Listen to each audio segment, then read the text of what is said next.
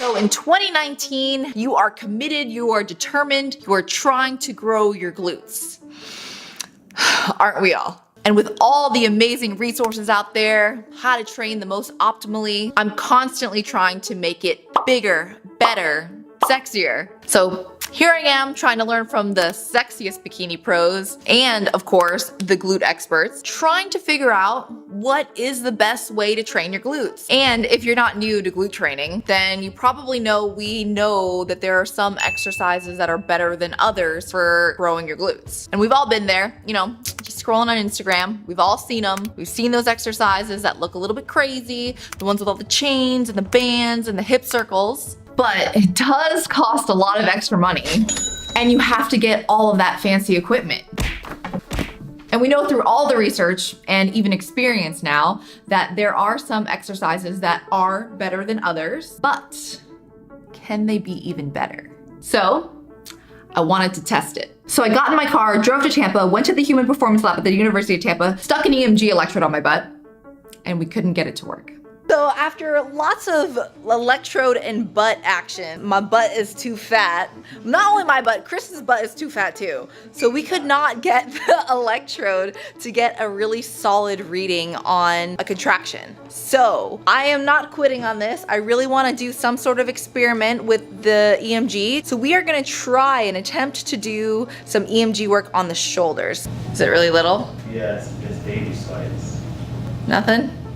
No, I'm gonna look. It's baby slides. Or baby. What about shoulder press? Basically exactly the same. Gotcha. Sorry. I start doing bicep curls and it goes. We tried. I was determined to do it anyways. So I did. So not exactly like quantified measurements, but I think I still have a good idea of what's worthy of doing or at least trying out. And if scientific research couldn't tell me if a double banded body weight, feet and shoulder elevated hip extension was superior, well, you know that old saying, you want something done right, you make your boyfriend do it with you. Now, before we begin, I have to say that this is what I personally think. I just want to expose you guys to all of these exercises and the different ways you can do them so you can experiment with yourself and see what works best for you and your body.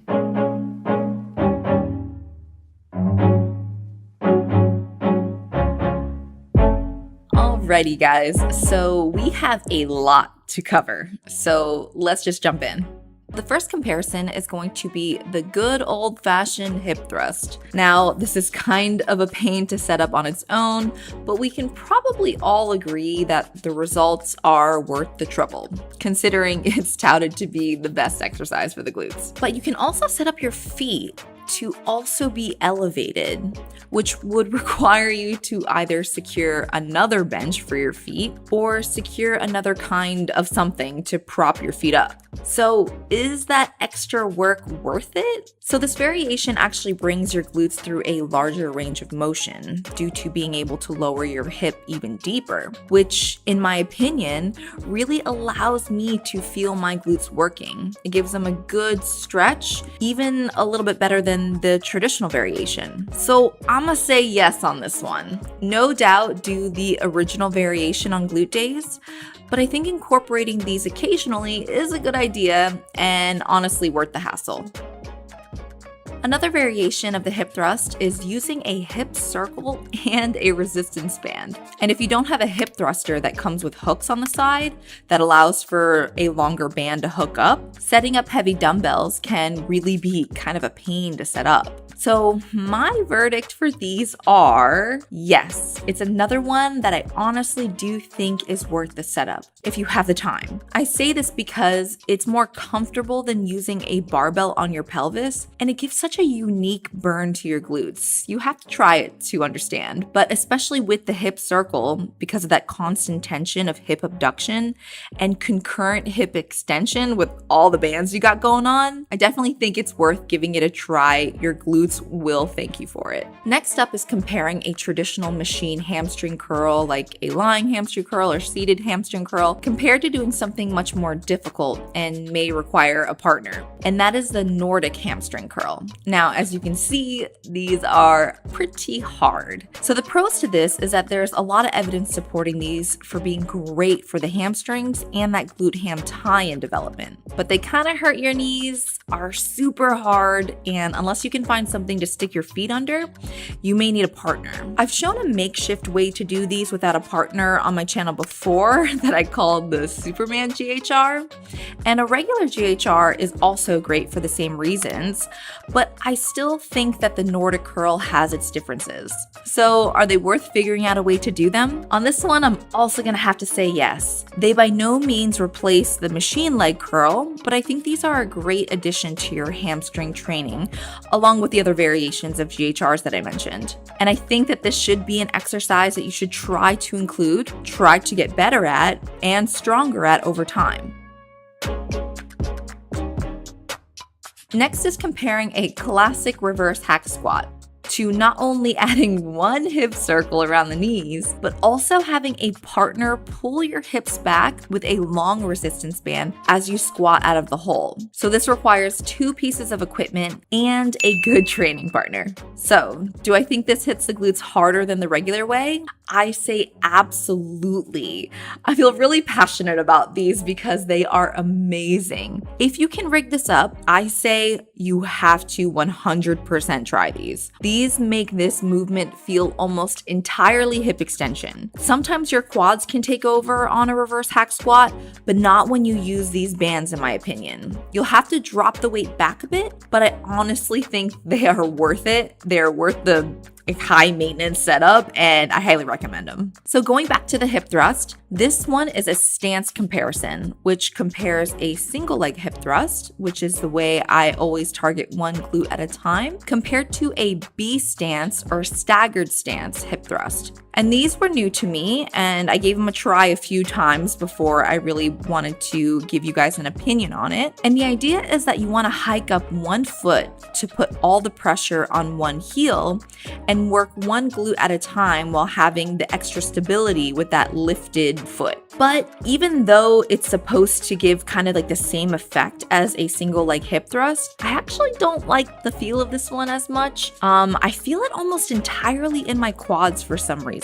So I would say try it for yourself, but I think I would personally skip this one on my glute days and just stick to my usual single leg hip thrusts. Next comparison is for the most popular glute machine of all time, the machine hip abduction. So I saw in a video where Kaltwasser was doing these with a hip circle at the same time as doing it with a machine, and I kind of looked at it confused, thinking that the tension from the band would do the same thing as the machine. So I had to give them a try myself, and if you have a hip circle or a resistance band that has a high enough resistance, I definitely say to give this a try. It was actually incredibly hard, and it added an element of constant tension that you don't get with just the machine, and it adds load and weight that you don't get with just doing band abduction without the machine. It was almost surprisingly hard, but indeed an interesting tweak to a machine I've been using the exact same for years. So I really liked this added twist to doing a machine abduction, and yes, I say give this one a try.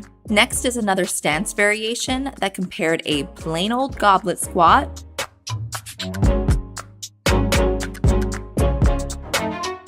to a heel raised goblet squat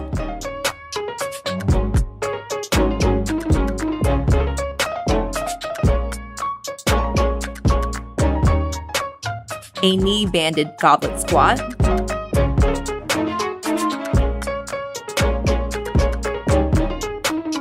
or both heel raised with the band. So this is another one that I was feeling all sorts of different things with each variation, and I personally think that you need to try all of them to know what feels best for you. For me personally, I actually preferred the heel raised goblet squats the best for the glute max because I found that the heel raised with the band or just the band with my feet flat on the floor really targeted the abductors or the glute medius rather than the glute max, which is what I was trying to target with this exercise. And targeting the glute medius isn't a bad thing, but it's kind of just a different exercise and working different things. So if you're trying to work the glute max, I personally prefer the heel raised with no band.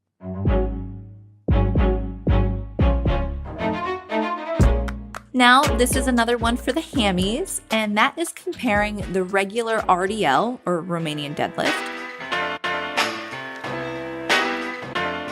to a split stance RDL. This one is actually another winner because the split stance RDL really gives you that good stretch that you want in your hamstring that a regular RDL doesn't as much. It increases the range of motion and it really allows that really deep stretch. So if you've never done these, definitely give them a try. The downfall to this setup is that you have to do one leg at a time, but isolateral movements are always good to incorporate in your training, especially if you want to correct any imbalances. Yes, they do take a little bit more time, so try to incorporate these on a day that you're not so short on time. And last but not least are a variety of pumper exercises that you and I both know are usually not the most flattering to do in the gym. But I wanted to share my personal thoughts on which ones I think are worth the weird looks that you might get in the gym. So I personally think that if you want to get the most bang for your buck, definitely incorporate frog pumps, which I like over doing frog thrusts, which is where you put your feet up on a bench. I like banded glute bridges over regular glute bridges. I personally think the band adds a huge element of tension that you just don't get with regular glute bridges. And I also really enjoy doing feet elevated bridges over just a regular glute bridge. And with all of these, you can add dumbbells to your hips to make them a bit harder, but just play with all of them and see which variations that you like the best.